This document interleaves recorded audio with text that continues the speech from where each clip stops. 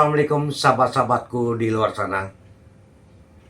Saya melihat teman-teman dengan loving, dengan cinta dan kasih sayang. Saya sebagai pendakwah akan berceramah dengan tema Allah atau Tuhan Yang Maha Esa menciptakan manusia termasuk saya tidak pernah mati. Nah, arti tidak pernah mati ini saya akan bercerita kepada teman-teman ya. Pada waktu itu Allah SWT menciptakan Nabi Adam ya kan dari tanah liat ya kan, sehingga Allah menghembuskan napasnya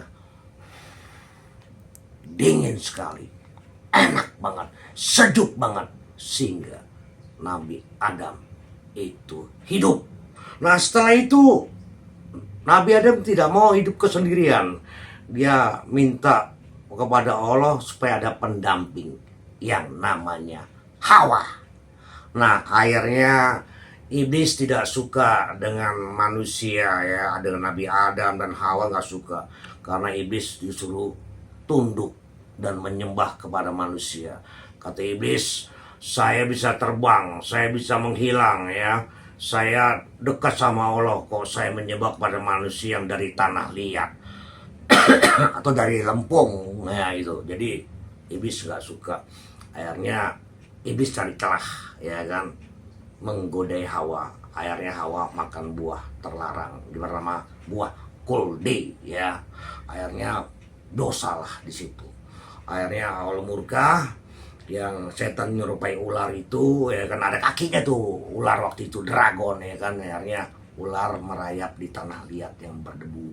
Akhirnya iblis dibuang ke dunia, jadi kuasanya dunia ya. Akhirnya Adam dan Hawa ya kan saling mengenal, saling mencintai ya kan. Hari Allah bilang begini, perbanyaklah isi dunia ini dengan keturunan kamu, sehingga Allah tidak menciptakan dari tanah liat lagi ya kayak zamannya Adam dan Hawa itu ya, tidak ya.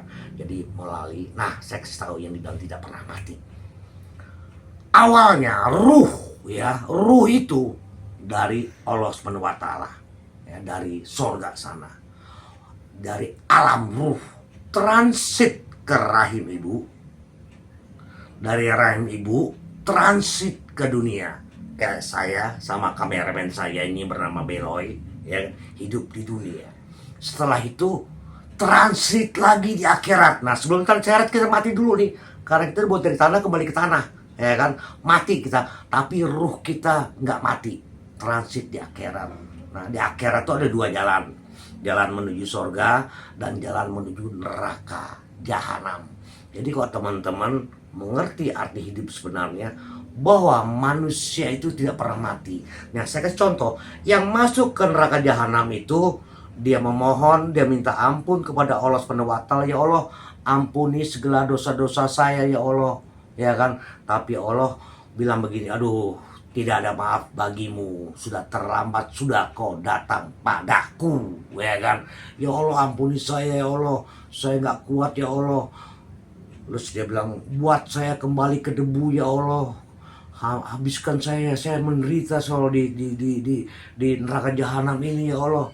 Allah hanya menjawab, no way. Jadi teman-teman, kalau paham arti hidup yang sebenarnya, bahwa hidup kita itu tidak pernah mati ya kan?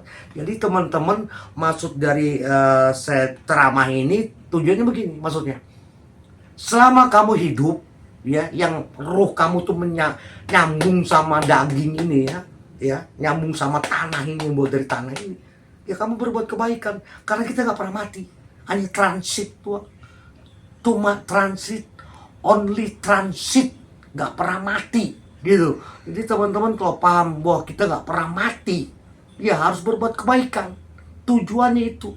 Jangan sampai kamu hidup kekal di neraka jahanam. Jadi bilang gosong hidup lagi, gosong hidup lagi. Lebih baik hidup kekal di surga. Jadi teman-teman, mulai dari sekarang, karena Allah menciptakan manusia tidak pernah mati, berbuat kebaikan mulai saat ini supaya kamu hidup di surga yang sangat kekal itu.